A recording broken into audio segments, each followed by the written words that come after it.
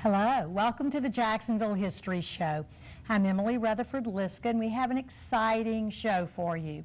First, we have Gary Sass, who's with Adlib Tours, and Gary will tell us about his wonderful business and what he does for the citizens of Jacksonville, and particularly visitors to the city of Jacksonville. And later in the show, I'll be interviewing Lynn Corley. And Lynn will introduce us to a story that's very old in Jacksonville. Some Jacksonvillians know this story, and it's about the inimitable Ribaud mural. So stay tuned for that. But first, I'm going to say hello to Gary. And Gary, I want to make sure I gave your business the exact name. I know it needs to be tweaked by a word or two.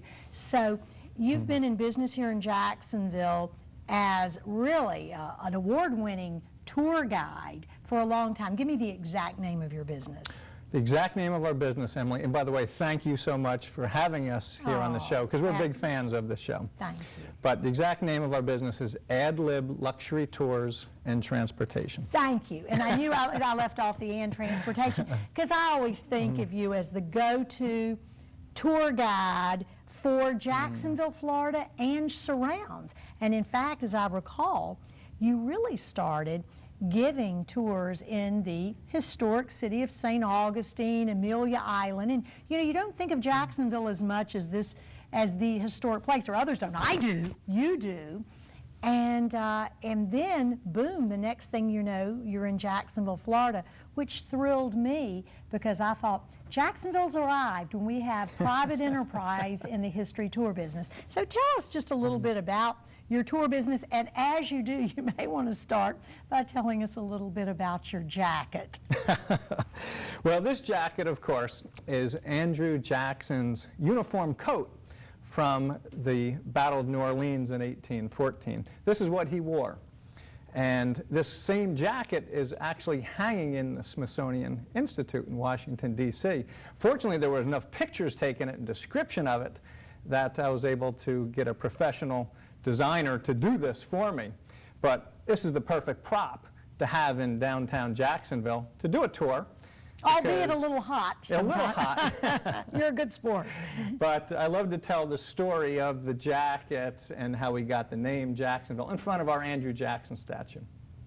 Well, it's a wonderful jacket, and of course, you know, my take on the naming of Jacksonville, so many people remember, you know, General Andrew Jackson, and, you know, he wasn't the president at the time we named our town for him. I'm telling you that. Of course you know that. And you know, a lot of people think, well, you know, he ran the Indians out of Florida, you know, the Indian Wars. And I always like to think that it was that stand against the British at the Battle of New Orleans, that final whooping some years after the Revolution, that really catapulted him. Plus, of course, he was the first provisional governor of, I want to make sure I get that word, tweak that word right, of Florida. So that's how we got our city name for him. And here you wear this marvelous jacket. Now, when you're giving the tour, I'm sure you tell that factoid about Andrew Jackson that always fascinates people in reference to our city. The fact that we can't trace that he ever stepped foot in this place. That's right. Name for him. But if you tell us a little bit about, you know, I know you're down in St. Augustine some, Amelia some, and here. What do the tourists really prefer? Do they embrace Jacksonville's history? Well, it all depends on the group, of course. And a lot of people do like St. Augustine for its colonial history. Sure. However, I just had a group just recently, and I polled them at the end because they spent a day in St. Augustine and a day in Jacksonville. And I asked them, which one did you like better? And would you believe they said Jacksonville? And why do you think that was? Well, I think that in Jacksonville, we can connect more with the people. The culture of Jacksonville, some of the stories we tell, some of the places we go, I think it relates much more to the adult groups. And to give you an example is the Florida Theater is a great spot. Sometimes we get out there, sometimes we go into the theater, and I absolutely love it. It's a gorgeous theater. But to tell the story of Elvis at the Florida Theater, oh, they absolutely love that in 1956 when Elvis came to Jacksonville. Of course, it was covered by Life magazine. And I'm going to hold up that issue, which you bring it on, you have it on the tours to show Right. people the Life magazine, and Elvis was featured in this. And I'm actually going to show, if I possibly, they're zooming in on it right now.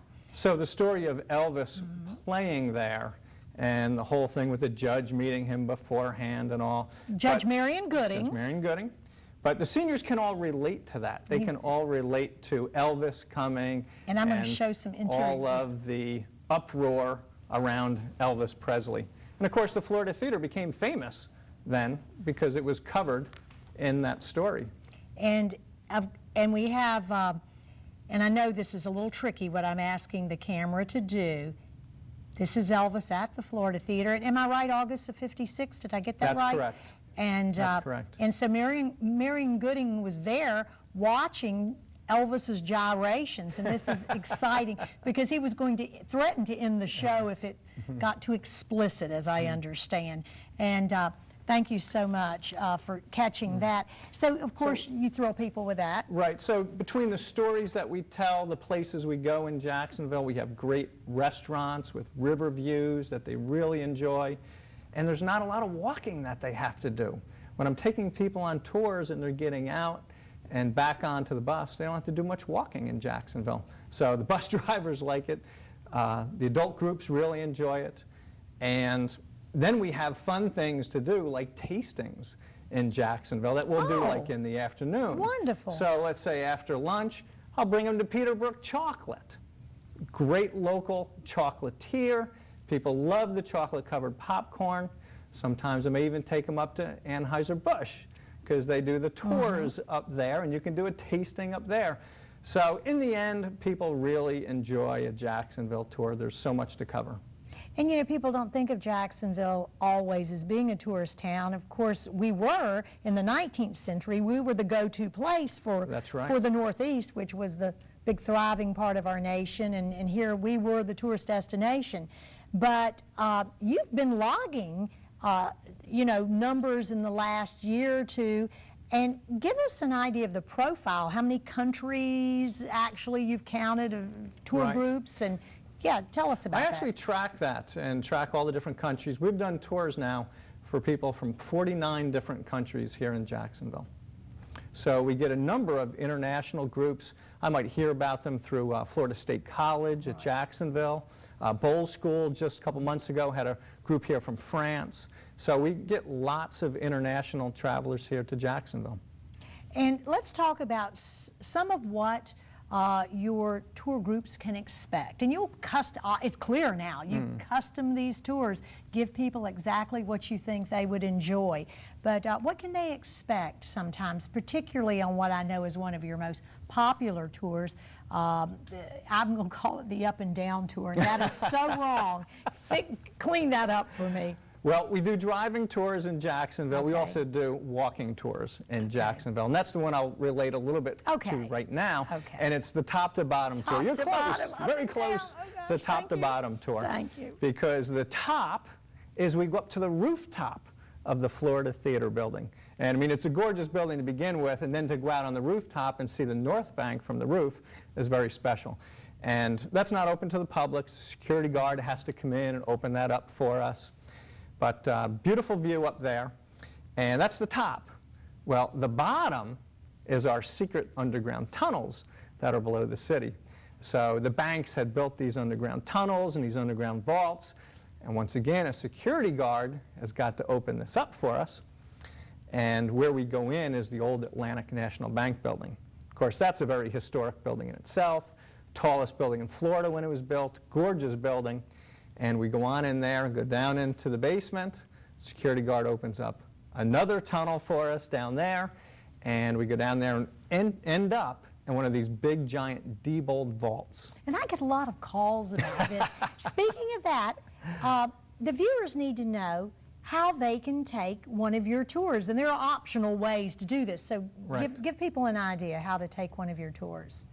Well, we meet on our regular top-to-bottom tour is every Tuesday.